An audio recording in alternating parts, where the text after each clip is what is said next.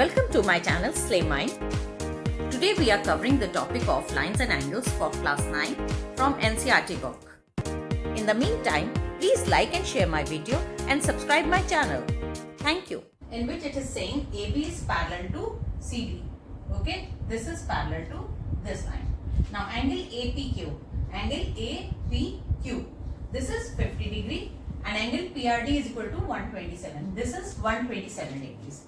ठीक है, हम एक छोटा सा एक अपने दिमाग में बहुत इजीली एक वो कर सकते हैं. See this line is parallel to this और ये हमारा ये डायग्राम है, ये 127 है, तो ये एंगल क्या होगा 180 माइनस 127. ठीक है, 180 minus 127 gives you 53. Okay, now but ये 50 है. ठीक है, अब ये 127 है तो ये पूरा 127 होगा, तो ये 127 minus 50 gives you this angle. So ये क्या हो गया 77 डिग्री हो गया. ये 77 हुआ, ये 50 है तो ये भी 50 होगा. ओके, ये 50 है, ये ऑल्टरनेट एंगल हो गया, ये भी 50 हो गया. ठीक है, हम चलिए अच्छे से करते हैं. ठीक, सो अब इन्होंने पूछा है x एंड y की वैल्यू. ठीक है, x की value will be equal to this angle because these two lines are parallel, तो this angle will be equal to this angle. So since angle APQ is equal to 50 degree, it is given, therefore angle PQR is also equal to 50 degree alternate angles. Okay, therefore x is equal to 50 degree. ठीक, x तो आपका 50 आ गया. अब आप ये वाला angle क्या होगा, angle PRD is equal to 127. therefore angle PRQ क्या होगा, angle PRQ is equal to 180 minus 127. Okay, so that gives you 53. Okay, ये क्या है, लीनियर पेयर बना रहे हैं, linear pair. Okay, so this angle is equal to 53 degree. अब आपको तीसरा एंगल निकालना है. ट्राइंगल का दो एंगल्स पता है, तीसरा एंगल तो निकालना बहुत इजी हो जाएगा because it's a angle sum property लगेगी. Okay, angle QPR is equal to 77 degree. उसका रीजन क्या देंगे हम, angle PQR plus angle PRQ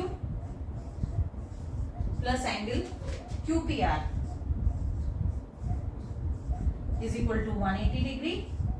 और PQR हमें पता था क्या था, x की वैल्यू 50 थी, is equal to 50 degree plus PRQ is 53 degree plus angle QPR.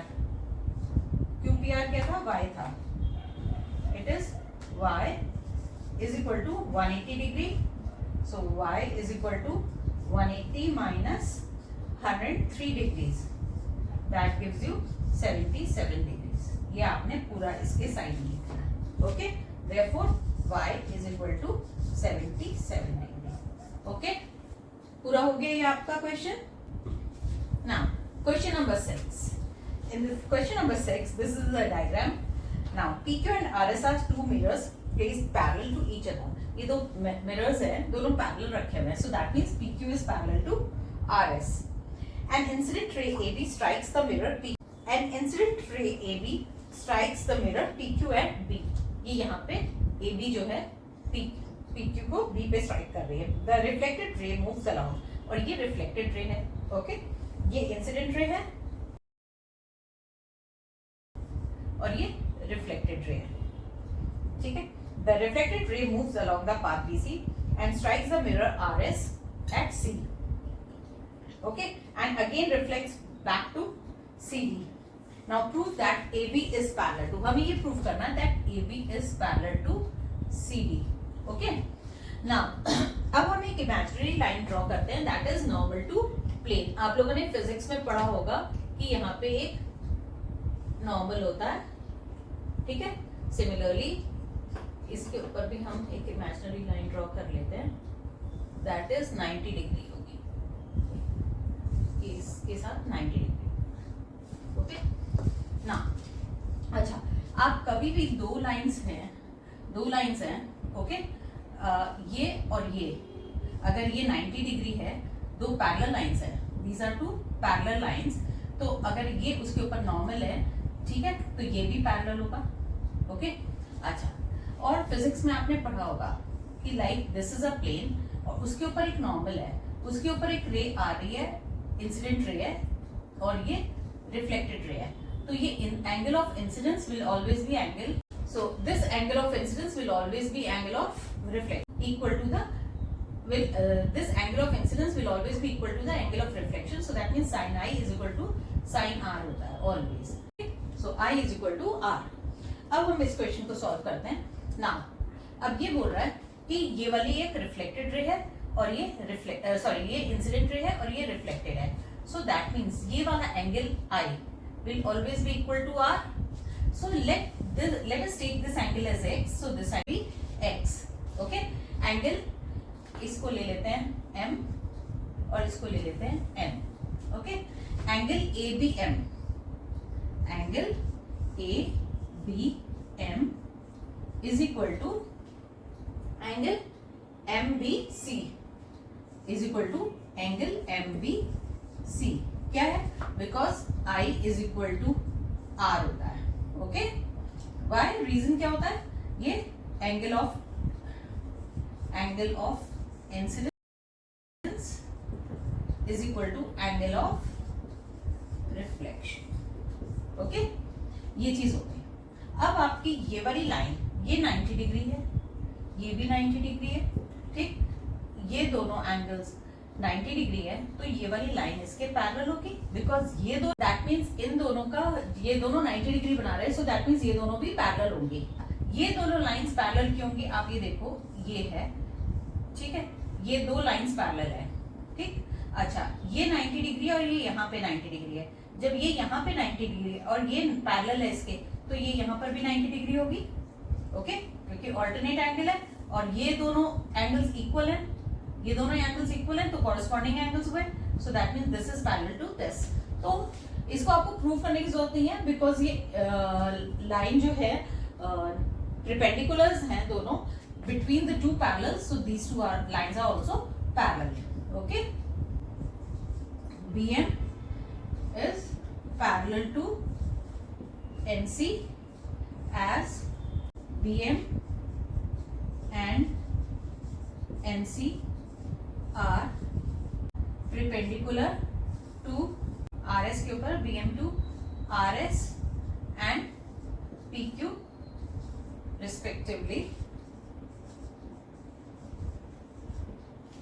okay। So therefore BM is also parallel to NC. Angle CMB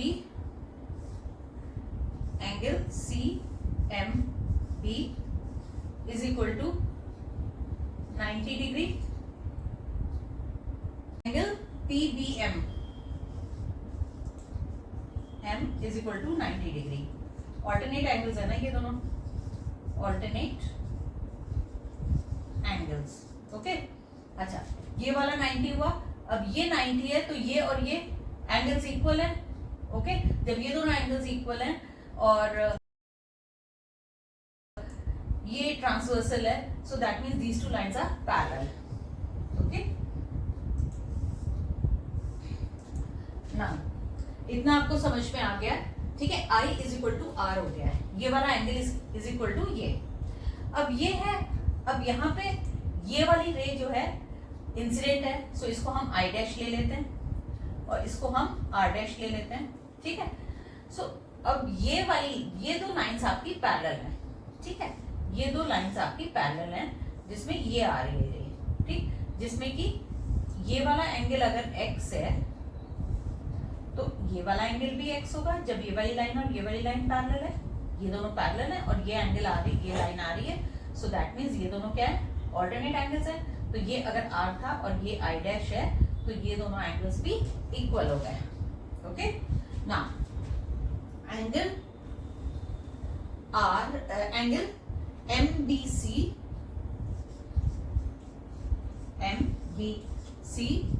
is equal to angle BCN. Okay, why? Reason क्या? Alternate angles.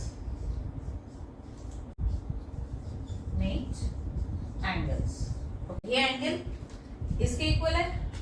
ठीक, अब आपको क्या करना है? That is angle I dash. ठीक है, R is equal to I dash. Now हमने प्रूव कर दिया R is equal to I dash. अब हमें ये देना है I dash should be equal to R dash when angle of incidence is always equal to angle of reflection. So ये I डैश is equal to R dash हो जाएगा. I dash is equal to R dash because angle of incidence is equal to angle of reflection. Okay, so I dash is equal to R dash. I is equal to R. R is equal to I dash is equal to R dash. Okay, ये चारों एक दूसरे के equal हैं. अगर हम is equal to R की जगह हम I डैश लिख सकते हैं. Okay, I dash plus R dash. ठीक है, ये चारों इक्वल है ना. इन सबकी वैल्यू x है ना. अगर हमने सबकी वैल्यू ली है तो ये दोनों 2x हो गए, ये भी 2x हो गया. Okay, so I plus R is equal to I dash plus R dash. So I plus R कौन सा है? ये पूरा एंगल. ओके, और ये पूरा एंगल. ठीक, तो और ये ट्रांसवर्सल है. आप ये देखो, ये ट्रांसवर्सल है और ये है. ठीक, ये पूरा एंगल और ये पूरा एंगल. अगर ये दो लाइंस पैरेलल, अगर ये दोनों एंगल्स इक्वल हैं और ये एक ट्रांसवर्सल है, तो that means this line is parallel to this line. Okay, ये कौन सी लाइन है? AB. और ये कौन सी है? CD. ओके, तो देयरफोर समझ में आ गई आप लोग को कि ये वाली लाइन हमने ये इसको ब्रेक कर दिया, अंदर से ये बना दिया डायग्राम.